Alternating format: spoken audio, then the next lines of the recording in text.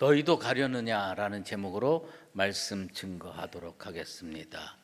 사진 한 장 볼게요. 저희 가을에 은행잎 같죠? 낙엽 떨어지는 사진인데요. 저 낙엽이 떨어지다가 저기 하얀 줄이 하나 보이죠? 안 보이나요? 예, 보이죠?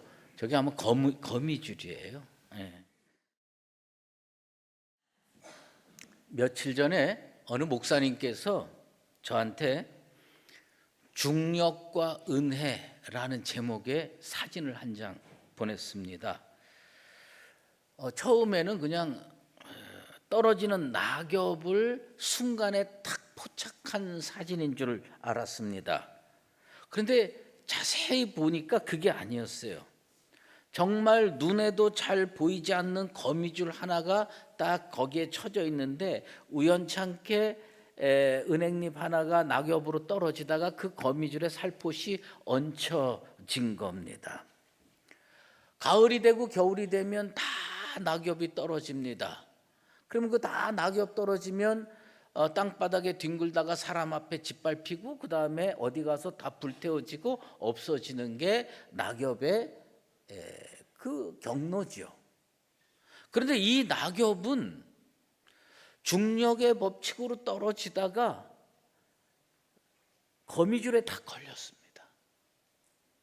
그리고 다른 낙엽들이 가는 경로로 가지 아니하고 거기 머물 수 있게 된 겁니다. 아마 이 사진을 찍은 목사님은 그걸 깨달았던 것 같아요. 야, 이게 하나님의 은혜로구나. 우리는 떨어지는 낙엽보다도 더 부족한 인생들입니다. 죄 많은 인생들이죠. 죄의 삭은 사망입니다. 다 죽어야 되고요, 지옥 가야 돼요.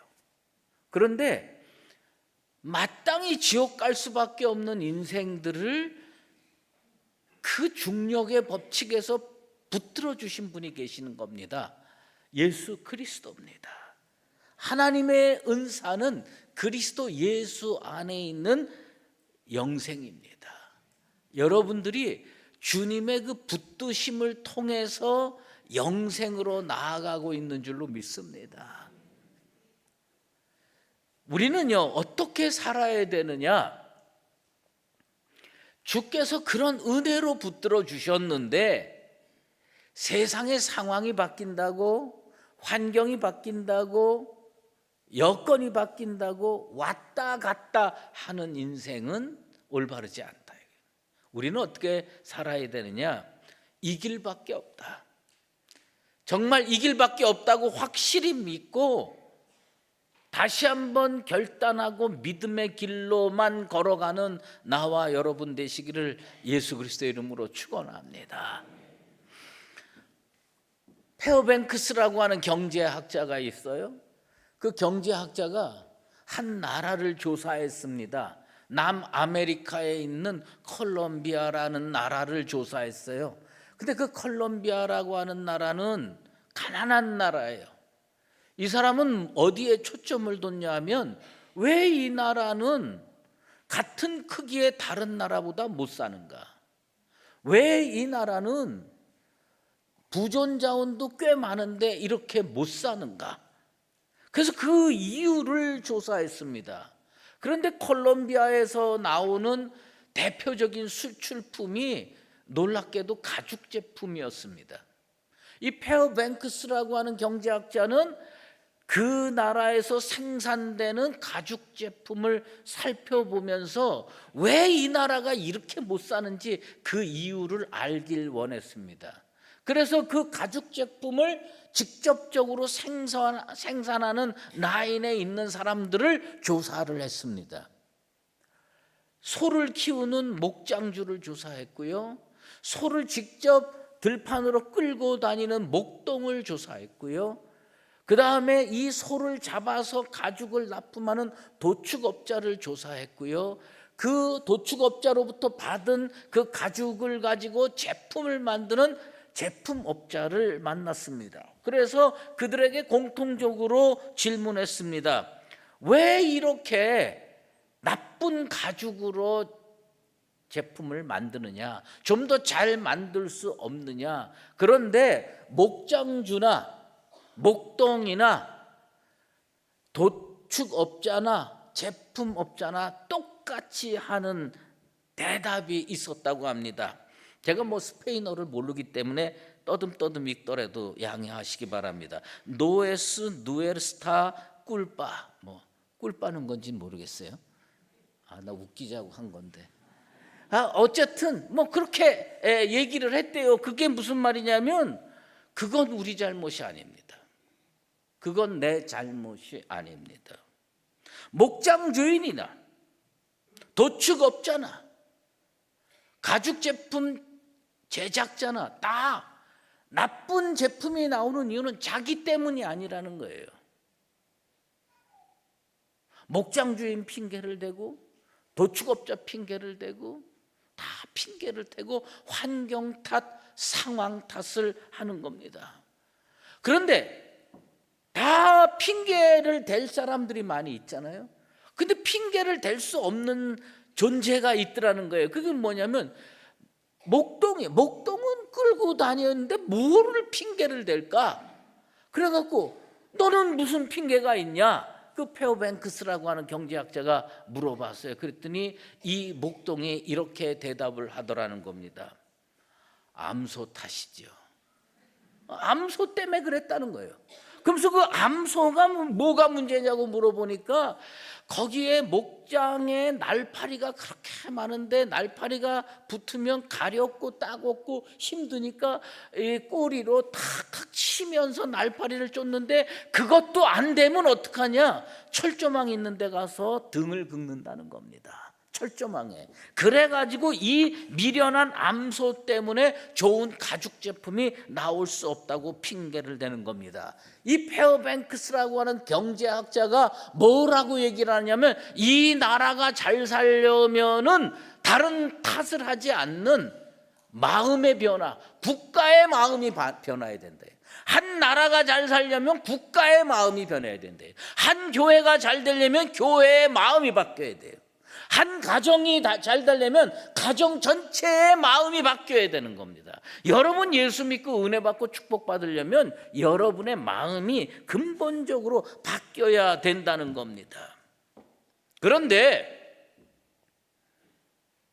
우리가 성경을 읽으면서 보면 늘 의아하고 깜짝 놀랄 만한 것은 하나님의 아들 예수를 믿겠다고 쫓아온 사람들이 참 많습니다. 성경에. 그런데 예수 믿겠다고 쫓아온 사람들 중에 대부분이 어떤 결론을 맺는 줄 아십니까? 예수 안 믿겠다고 떠나갑니다.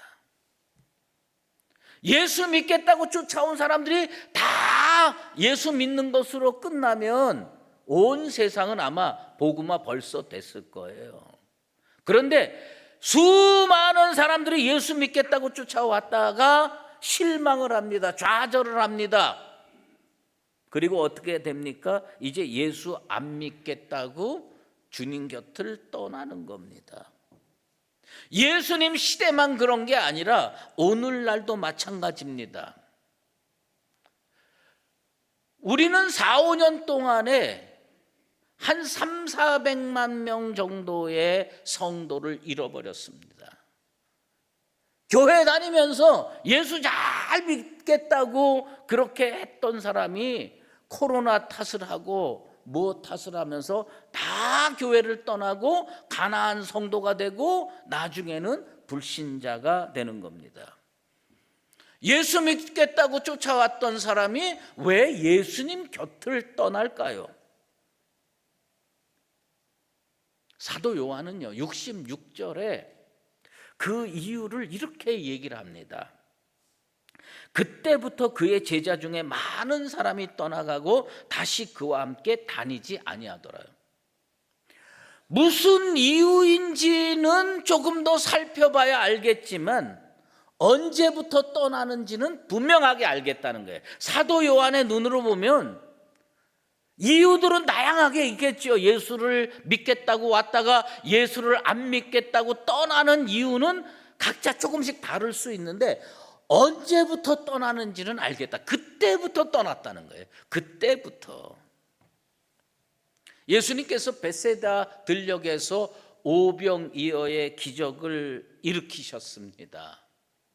성경은 장정만 5천 명이 그 기적을 체험했다고 기록하고 있습니다. 장정만 5천 명이니까 여자도 한 5천 명, 어린아이들 생각하면 어떤 많이 잡는 주경학자들은 한 2만 명 정도 되지 않겠나라고 얘기를 합니다. 그런데 그 주님 믿겠다고 그렇게 다가온 사람들, 기적을 체험한 사람들이 예수님께서 좀 비위 좀 맞추면 얼마나 좋겠습니까? 그들이 예수 잘 믿도록 좋은 말 해주고 그들이 원하는 말 해주고 비위 맞추면 안 떠날 거 아닙니까? 그런데 예수님은요, 떠나라고 그러는 건지 안 떠나라고 그러는 건지 모르지만 그들에게 나는 하나님의 아들이다, 불편한 얘기를 하는 거예요. 나는 하나님의 아들이고 난 하늘에서 내려온 떡이다. 그러니까 사람들이요 뭘 하느냐, 수군거리기 시작했어요. 저거 진짜야? 저거 믿어도 되는 말이야? 수군거리기 시작했어요. 그런데 불 붙는데 기름 붓는 격으로 53절에 뭐라고 그러냐면 인자의 살을 먹지 아니하고 인자의 피를 마시지 아니하면 너희 속에 생명이 없느니라. 예수님 그렇게 얘기했어요.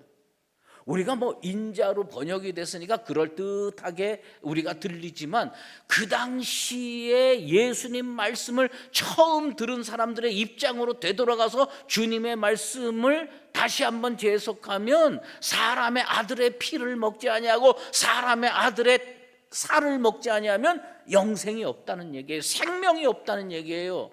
자기네들이 듣도 보도 못한 이야기입니다. 좀 알아들을 수 있는 말로 했으면 얼마나 좋겠습니까? 쉬운 말로 표현했으면 얼마나 좋겠습니까? 그렇게 안 했어요. 예수님은요 단도직입적으로 그들 영혼을 치고 들어갑니다. 그들이요 뭐라고 생각하고 떠난 줄 아십니까? 이게 참 중요한 거예요. 이 말씀은 어렵도다, 너가 들을 수 있느냐. 그들이요 예수님 틀렸다고 그러고 떠난 게 아니에요. 예수님이 잘못됐다고 하고 떠난 게 아니에요. 예수님이 맞는 것 같은데 참 어려운 거예요. 자기들 생각으로 받아들이기가 어려운 거예요. 자기들이 가지고 있는 프레임, 자기들이 가지고 있는 지식과 경험, 이런 것으로 예수님의 말씀을 받아들이려고 하는데 걸리는 거예요. 예수님의 말씀이 어떤 역할을 한 줄 아십니까? 성경에 분명하게 61절에 기록되어 있습니다. 걸림이 됐다는 겁니다. 여러분 예수 오래 믿으시고 교회 나오시고 지금까지 주님 믿는다고 다니시죠? 그 이유가 뭔지 아십니까? 예수님이 선포한 말씀이 걸림이 되지 않았기 때문에 그래요. 여러분, 성도가 하나님으로부터 받을 수 있는 최고의 축복이 뭐냐? 기적입니까? 물질의 축복입니까? 아닙니다. 하나님의 말씀이 안 걸리는 거예요. 받아들여지는 거예요. 믿어지는 거예요. 여러분 그 축복을 받으신 줄로 믿습니다. 이게 그냥 근데 이 사람들 정말 베세다 들녘에서 오병이어의 기적을 체험하고 제자 되겠다고 결심한 사람들, 주님 쫓아다니는 열정적으로 쫓아다니는 사람들한테 일어난 현상이 뭐냐? 말씀이 걸림이 되는 거예요. 목에 탁 걸리는 거예요. 가슴에 탁 걸리는 거예요. 받아들이기 어려운 거예요. 따르기 더욱 힘든 거예요. 그래서 그들은 어떻게 됩니까? 이게 예수님 곁에 머물 수가 없구나, 떠나야 되겠구나. 자기들은 어떻게 생각해요? 메시아는 이래야 된다는 프레임을 가지고 있었어요. 메시아는 로마로부터 우리를 독립시켜야 된다. 메시아는 우리들의 배고픔, 인생의 문제들을 해결해 줘야 된다. 그렇게 생각하고 예수님께서 해결해 줄 줄 알고 왔는데 우리 주님 엉뚱한 말을 하는 겁니다. 인자의 살을 먹어야 되고 인자의 피를 마셔야 되고 그래야 영생이 있고 생명이 있다고 얘기를 하니까 어려운 거예요. 받아들일 수가 없는 거예요. 말씀이 탁 하고 걸리는 거예요. 어떤 사람이 교회를 나오고 어떤 사람이 교회를 떠나는 줄 아십니까? 말씀이 딱 받아들여지면 교회 다니게 돼 있습니다. 말씀이 턱 걸리면 이게 아닌가 봐. 그리고 떠나게 되어 있습니다. 언제 떠났습니까? 사도 요한은 이유는 분명한 거예요. 말씀이 걸렸다는 거예요. 근데 언제 떠납니까? 사람들은 그때부터 떠난다는 거예요. 말씀이 걸렸을 때부터 떠난다는 겁니다. 제자라고 하던 사람들 더 이상 예수님과 함께 있을 수 없었습니다. 그래서 66절 마지막에 이런 구절이 나옵니다. 다시 그와 함께 다니지 아니하니라. 다시 그와 함께 다니지 아니하니라. 무슨 말씀입니까? 예수님 곁에 머물지 않았어요. 딱 떠나고 다시는 되돌아오지 않았어요. 그렇게 수많은 사람들이 기적을 체험하고 그렇게 수많은 사람들이 예수님을 열정적으로 쫓아다녔는데 어떻게 변했습니까? 다시 그와 함께 다니지 않았어요. 오늘날로 얘기하면 성도로 살았다가 어느 날은 교회를 떠났다가 어느 날은 교회를 반대하는 거가 되는 겁니다. 우리 주님 뭐라고 얘기해요?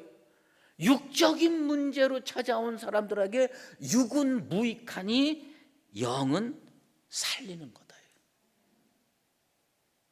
그러니까 자기들이 생각한 거하고 전혀 다른 것만 우리 주님이 계속해서 말씀하는 겁니다. 그래서 예수님 제자로 있다가 그들은 세상으로 돌아갔습니다. 그들이 가면서 한 말이 그거예요. 예수님 틀렸다고 안 했습니다. 뭐예요? 예수님 믿기가 어렵다고 했습니다. 어떤 사람이 교회를 떠나고 어떤 사람이 예수를 안 믿게 되느냐? 예수님이 틀렸기 때문에, 성경 말씀이 틀렸기 때문에 비과학적이고 받아들일 수 없는 이상한 말씀이라고 생각해서 교회를 떠나고 예수를 떠나는 게 아니라는 거예요. 어려운 거예요. 여러분, 이런 복은 하나 받으십시다. 말씀이 걸림이 되지 않게 되기를 주의 이름으로 축원합니다. 말씀이 걸리면 안 돼요. 말씀이 걸리면 당연히 떠나게 되어 있는 겁니다. 그런데 이게 예수님 때만 그런 게 아니고요. 초대교회 1세기 말에도 그랬고요. 21세기 지금도 마찬가지예요. 사도 요한이 1세기 말에 교회를 목회하면서 많은 사람들이 교회로 오는 거예요. 많은 사람들이 교회로 오다가 저 사람은 평생 예수를 믿겠구나 이렇게 생각했는데 도중에 슬그머니 나가는 거예요. 그리고 다시 되돌아오지 않는 거예요. 그것을 요한일서 2장 19절에 이렇게 기록하고 있습니다. 그들이 우리에게서 나갔으나, 그들이 나갔다는 거예요. 우리에게 속하지 아니하였나니 만일 우리에게 속하였다면 우리와 함께 거하였으려니와 그들이 나간 것은 다 우리에게 속하지 아니함을 나타내려 함이라. 그러니까 이 사도 요한의 표현을 간단하게 설명하면 이겁니다. 뭐예요? 교회를 왜 떠났느냐? 교회에 속했던 적이 없었다는 겁니다. 교회를 다닌 적은 있는데 교회에 속했던 적은 없다는 거예요. 그리고 그들이 나갔어요. 나가고 다시 되돌아오지 않는 겁니다. 여러분, 제자라고 다 똑같고 성도라고 다 똑같은 게 아닙니다. 예수님의 제자들이 지금 오늘 본문에 보면 두 무리가 있습니다. 하나는 뭐냐면 상황이 변하고 환경이 바뀌고 문제가 생기면 예수님 곁을 떠날 수도 있는 제자. 또 어떤 사람은 상황이 바뀌어도 환경이 바뀌어도 문제가 생겨도 어떤 일이 있어도 주님 곁을 떠날 수 없는 제자. 여러분은 어떤 제자입니까? 여러분은 어떤 성도입니까? 환경이 바뀌고 문제가 생기고 어려움이 생기고 곰핍함이 생기면 이거는 정말 아닌가 봐. 그리고 언제든지 보따리 싸들고 떠날 수 있는 제자입니까? 성도입니까? 아니면 전쟁이 일어나든 지진이 일어나든 문제가 생기든 가난해지든 병에 걸리든 상관없이 주님 곁에 머물 수밖에 없는 그런 제자가 여러분들의 모습입니까? 우리 주님께서요, 다 제자라고 하는 사람들이 떠났어요, 주님 곁을. 그리고 이렇게 보니까 남은 사람이 얼마 안 돼. 그 중에 12제자가 예수님 곁에 떠나지 못하고 남아있는 거예요. 그때 그들에게 우리 주님이 하신 말씀이 있습니다. 그것이 뭐냐면 너희도 가려느냐. 너희도 이제 어려우니까, 힘드니까, 자기 생각과 다르니까 가려느냐, 이렇게 질문을 하는 겁니다. 그런데 이 말씀이 우리 성경으로 보면은 참 오해의 여지가 있어요. 그게 왜 그러냐면 이 예수님이 이렇게 말씀하신 정확한 의미, 뜻을 알면 우리는요, 이 말씀 보면서 웃을 수 있어요. 그게 뭐냐면 그 헬라어에 매라는 그 부정사가 있어요. 이거는 마치 부가 의문문과 같아서 너희도 가려느냐, 안 갈 거지, 이런 얘기예요. 그러니까 예수님이 그 12제자 가룟 유다를 제외한 11제자에게 안심하고 신뢰하는 마음으로 얘기한 거예요. 너희들은 안 갈 거지? 그렇게 얘기하는 거예요. 나는 오늘 우리 수유제일교회 성도들을 향해서 우리 주님이 교회를 떠나고 예수를 떠난 사람들을 생각하면서 우리들을 믿고 신뢰하면서 너희들은 안 갈 거지, 그렇게 우리 주님이 말씀하시게 되기를 주의 이름으로 축원합니다. 지금 제자들을 향해서 너희들은 절대로 내 곁을 안 떠날 거지 라고 얘기를 하는 겁니다. 가나안 성도 문제가 생기면 안 나오면 됩니다. 안 나오다가 어디로 가느냐? 불신자가 되는 거예요. 저는 어려서부터 교회에서만 살았어요. 그리고 교회에서 그냥 자라고 임원하고 청년 시절 보내고 다 그런데, 저도 그 평신도 시절이죠. 청년의 평신도 시절에서 교회에 문제가 생기면요, 많은 친구들이 교회에 왔다가 교회를 떠나갑니다. 떠나가면서 던진 질문들을 수도 없이 들었어요. 그게 뭐냐면 교회가 왜 그래? 목사가 왜 그래? 성도가 왜 그래? 그러면서 아니 내가 목사입니까 그때? 지금이야 그런 소리 들어도 마땅하지만 그때 그게 아니었어요. 그런데 나는 한 번도 교회를 떠날 생각을 못했어요. 주님을 떠날 생각을 못했어요. 나는 내가 받은 가장 큰 축복이 뭐냐? 주님 곁에 머물 수밖에 없도록 주님이 붙들어 주셔서 난 감사할 뿐입니다. 러시아의 문호 도스토옙스키의 그 일화가 생각이 나죠. 그 러시아의 당시 황제였던 니콜라이 1세 짜르는 그 반체제 인사들을 좀 잘 다스리기를 원했어요. 그래가지고 이 사람이 짜낸 그 제도가 있는 거예요. 그게 뭐냐면 저항하는 그 반체제 인사들을 잡아다가 형을 내립니다. 몇 년형 이러면서 어떤 사람은 사형 이러면서 딱 형을 내려요. 그리고서 7, 8개월이 지난 후에 사형 집행을 합니다. 사형 집행을 하는 순간에 사람들이 이제 끌려가 가지고 기둥에 묶이지 않습니까? 기둥에 묶이고 마지막 소원을 말해라 그러고 또 사제가 와서 성경 구절 한 구절 읽어주고 이런 장면들을 연출을 한 다음에 그 총을 든 사람들이 이제 다 겨누고 쏘려고 하는 순간에 갑자기 멈추시오. 그리고 그 다음에 짜르의 명령서가 읽혀집니다. 뭐냐면 자르가 용서했다요. 도스토옙스키도 반체제 인사였거든요. 그래가지고 그런 것을 똑같이 집행을 당하다가 그 형 정지의 명령을 듣게 되고 풀려나서 시베리아 유형을 가게 됩니다. 그리고 시베리아 유형을 가서 토볼스크라고 하는 작은 역에서 기차를 갈아타려고 기다리고 있는데 데카브리스트라고 하는 그 저항 조직의 아내들 중에서 매우 경건한 어떤 여인이 도스토옙스키에게 다가와서 우리로 얘기하면 돈 10,000원짜리 성경책에 10루블 성경책에 넣어서 성경책을 줍니다. 이 사람은 이걸 붙들고 시베리아에 가서 열심히 말씀을 읽고 심령이 변화되고 예수를 믿게 됩니다. 그리고 그가 딸에게 보낸 편지가 1868년에서 71년까지의 서간집 완벽한 편지들에 나오는 글귀가 있습니다. 나는 이 글귀를 잊을 수가 없습니다. 거기에 이런 글귀가 나옵니다. 예수가 진리 밖에 있다고 할지라도 나는 예수와 함께 있겠다.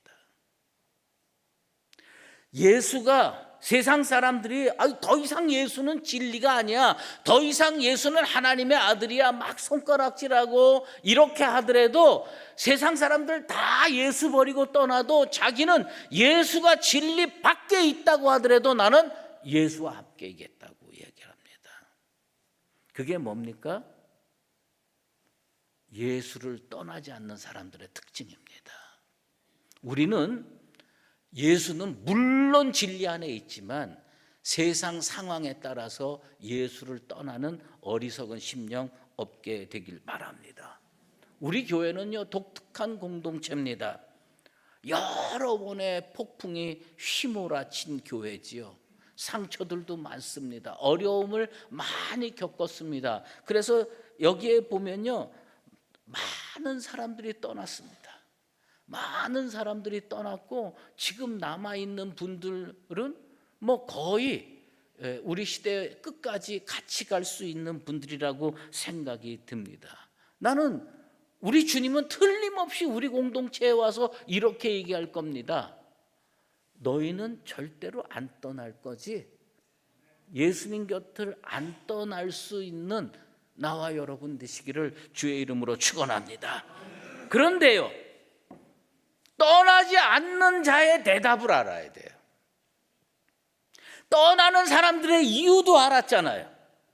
그런데 떠나지 않는 사람의 대답이 뭐냐면 너희들 안 떠날 거지? 그때 베드로가요 참 기가 막힌 대답을 했습니다. 아까 떠난 사람들의 이유가 뭐라고 얘기를 했습니까? 말씀이 걸림이 돼서 떠났다고 그랬어요. 그런데 베드로가 떠나지 않는 이유에 대해서 주님 앞에 고백을 합니다. 주여 영생의 말씀이 주께 있사오니 우리가 네게로 가리까. 무슨 얘기입니까? 주님의 말씀이 영생의 말씀으로 들렸다는 겁니다. 예수님의 말씀이 영생의 말씀인 것을 믿게 되길 바랍니다. 이게 말씀이 흔들리면, 말씀에 대한 믿음이 흔들리면요 결국은 떠나게 됩니다. 그런데 말씀에 대한 믿음이 흔들리지 않으면 세상에 어떤 풍파가 있어도 주님 곁에 머물러 있게 되는 겁니다. 베드로가 위대한 신앙인이 되고 베드로가 수제자가 되고 베드로가 초대교회 부흥을 일으켰던 가장 큰 이유는 무엇을 발견했기 때문이냐? 예수님은 영생의 말씀이로구나, 이걸 깨닫게 된 거예요. 말씀이 걸림이 안 되는 것은 뭐 때문이냐? 저 말씀 붙들면 내가 생명을 얻겠구나, 저 말씀 붙들면 내가 영생을 얻겠구나, 이걸 깨닫게 되는 겁니다.